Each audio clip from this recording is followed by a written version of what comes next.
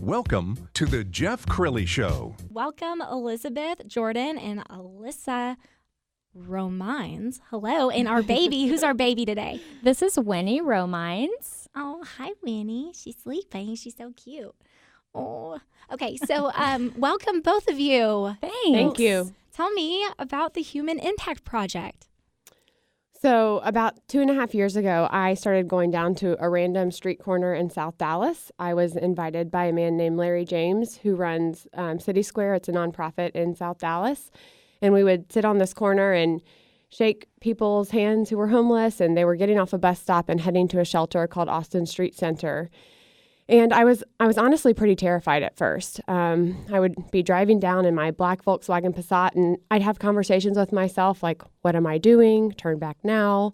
I really like things clean, and I was shaking dirty hands, and I was out of my comfort zone. I grew up in the Park Cities near SMU, and I really didn't know that there was so much need so close to my home.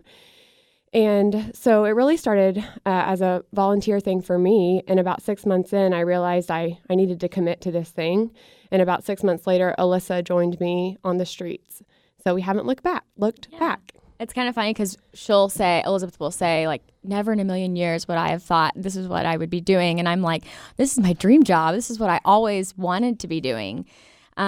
Because I went to grad school and have my master's in speech pathology.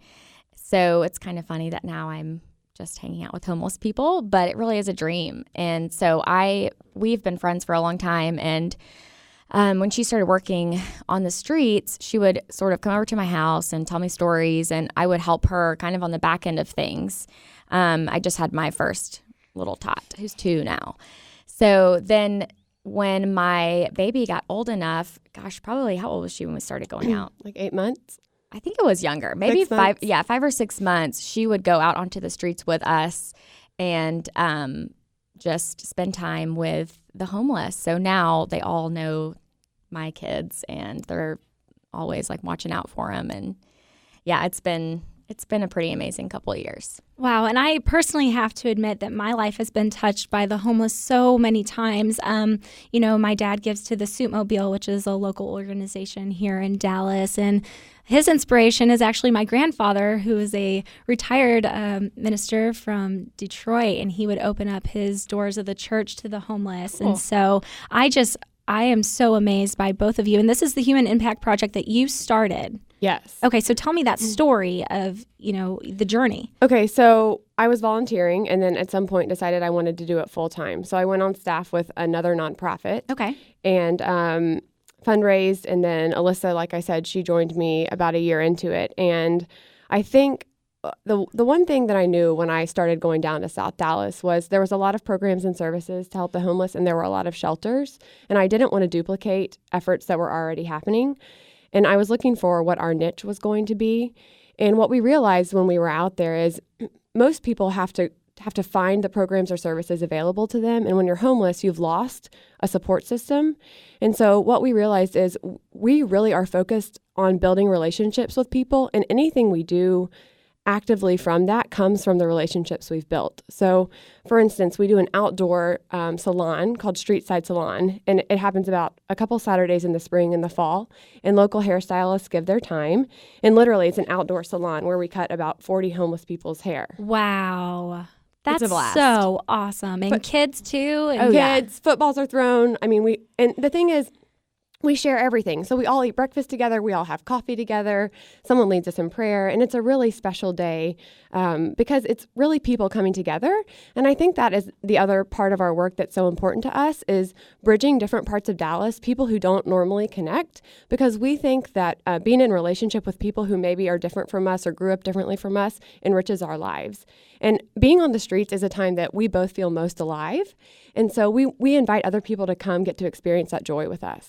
That's fantastic. Yeah. Tell me about when the salon Streets a salon? Street Side Salon. Street Side Salon.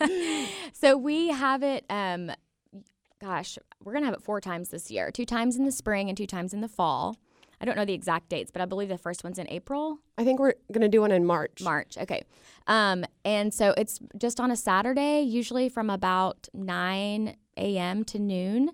And we have 4 or 5 stations set up where we'll have salons from all over the Metroplex pretty much come in. And we've even had people who are homeless at the time who are barbers or whatever. They'll also cut hair. So it just adds to the sort of community aspect of it. But we pass out flyers a few days ahead of time and just say, free haircuts, come on by. And we have coffee and usually some food, and families from the community, from different communities around Dallas, come out and just really hang out with people. So it's a lot of fun. My guest right now, the Human Impact Project. That's thehumanimpact.org.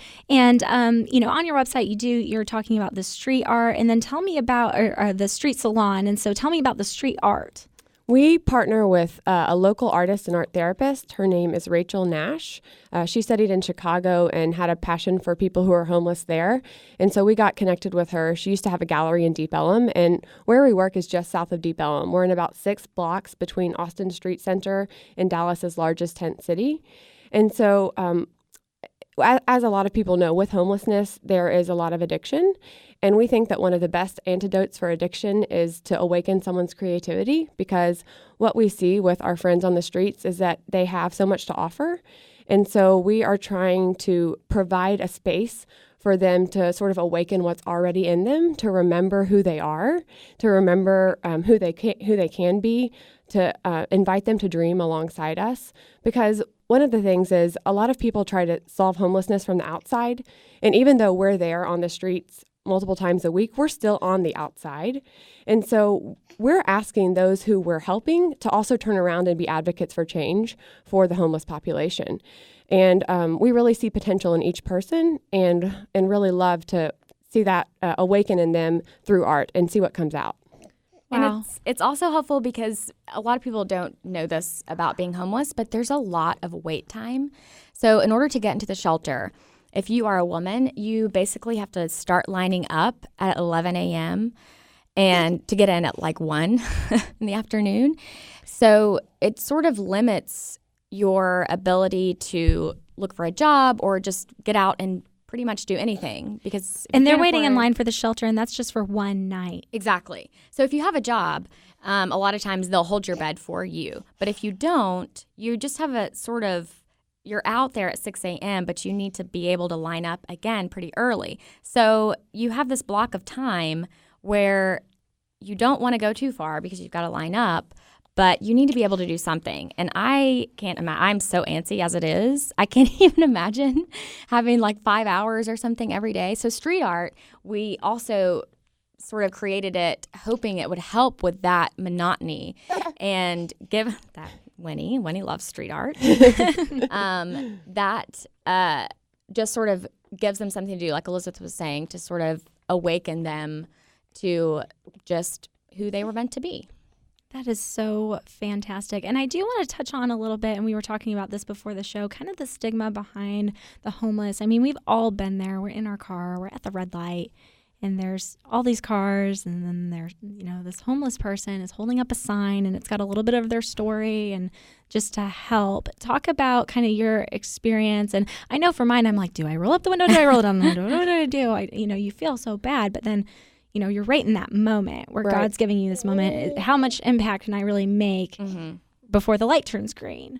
And an analogy, I guess, is that your light is turned green all the time, that you're trying to help so much. But let's talk a little bit about that stigma that, just reaching out for anybody that does have a giving heart. And, it's more than just that opportunity to take at the red light when someone's holding that sign that, is it every Saturday, or how is there a way that we can help give back to what you're trying to do in your initiatives? Well, I think first we'll answer what you're saying when you're sort of at the red light and that guilt. I felt it yesterday. I was at a red light going to the AT&T store, and this woman has a sign up, and I work with people who are homeless. At that time, I didn't have anything really to offer her, and she was far enough away where I didn't want to roll down my window and have her come and then not give her anything because I felt bad. And so what we really do encourage more than anything, because I think that because we are afraid of the homeless, they're dehumanized. And I really think that that is the biggest issue with homelessness, is that we dehumanize the homeless. And so what we're encouraging people to do is to start to see people who are homeless as people. And what we love to say is roll down your window, reach out your hand, or don't, shake their hand and share your name and ask them ask them what their name is. And then Elissa can talk about sort of a practical thing we're about to post up on our website, on our blog. Yeah, so it's funny. We recently have sort of just realized, I mean, technically we work with homeless. We are a homeless ministry, but at the root of it, really, we're people.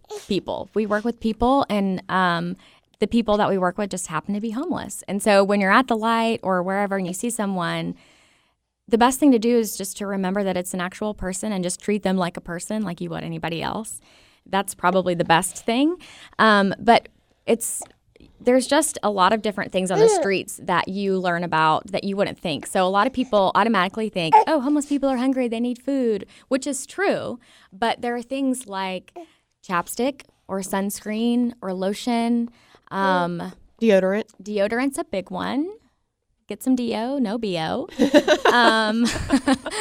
So just little things like that you, when you are outside all day, it's really rough on you. It's rough on your skin. It's rough on your body. Especially here in Texas, it's in so the hot summer. outside. Oh, yes, it is rough. So that little things like that, a poncho for when it rains, just some practical needs. But if you check back on our website, on our blog, we're going to, we get this question a lot. And finally, we were like, why don't we just address this on the blog? So we're going to tell you how to make a little homeless care package. Fantastic. My guest right now, the Human Impact Project. That's the humanimpact.org. And we'll make sure that we send that blog and all the upcoming events and everything that you have on the Jeff Crilley Show Facebook page, which is Jeff Crilley Show on Facebook and jeffcrilleyshow.com. So how can, and again, with ways to get involved, and, I'm sure, funding is important to you to be able to achieve all the goals that you have with the Human Impact Project. What are your needs right now? Yes, I think first and foremost, people, and it's something that we talk about a lot, and a model that we're sort of testing out right now, and something we've been doing as staff people. But having people who don't work with us, but who care or have some time to give, who come and sort of adopt someone who's homeless. So we have a friend named Johnny who has made friends with a man named Edward, who has been in the hospital for colon cancer, having surgery. Wow. And our sweet friend Johnny has been up there pretty much every day caring for Edward. And once again, it's not like it's just Johnny caring for Edward. He goes up there because he loves being with Edward, and Edward is hilarious. And so going up, we get in trouble at the hospital for being too loud. The nurse the other day was like, "Ma'am, you're going to need to pipe down," because we have so much fun. So there's a need for that. There's a need for people who maybe they're afraid. It's okay to be afraid, but who want to come spend some time on the streets with us. And we say we'll meet someone anytime. We'll go outside of our normal times if you're curious or interested what it might be like. We also know that not everyone is passionate specifically about the homeless, but we do think that there's something to learn from coming and being with us and just sort of embracing people as people. So even if you care for orphans or if you care for another marginalized group, to not go in thinking we have all the solutions, but to really go in wanting to learn from them as well. So we invite anyone to come who just wants to learn, even if you're not going to stick with us in the long term. And then, we're fundraising. We're in our second fundraising campaign right now on our website. Yeah, so fun. Congratulations. Thank you.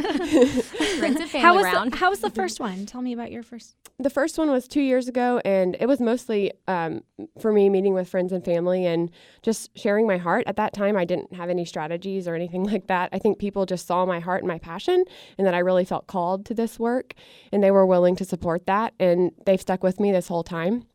So our second round, and I don't know if anyone listening to your show would be interested in hosting one of these, but we're going to have something called Stories from the Streets, and we're going to have small group gatherings where we tell stories from the streets and really invite people who may be interested to partner with us. Absolutely. And how do we get a hold of you? You can email us. My email address is Elisabeth. It's Elisabeth at thehumanimpact.org. So that's Elisabeth with an S, not a Z, at thehumanimpact.org. And Elissa? Mine's just Elissa at thehumanimpact.org. Elissa, Melissa without the M. And No of ifs. course, they have their own website, which is thehumanimpact.org, and follow them on Twitter and Facebook. I know I have from the Jeff Crilley Show Facebook page, and we will be sending out little announcements with all of you. So thank you so much for being guests on the show, and would love to have you back. We've and loved keep this. checking in. This is wonderful. Yeah. Awesome. All right. So coming up, we have the Dallas Junior Chamber with us. They're going to talk about their upcoming events, how to get involved and make a difference. Also, we'll end today on their perspective on entrepreneurship. Don't go away.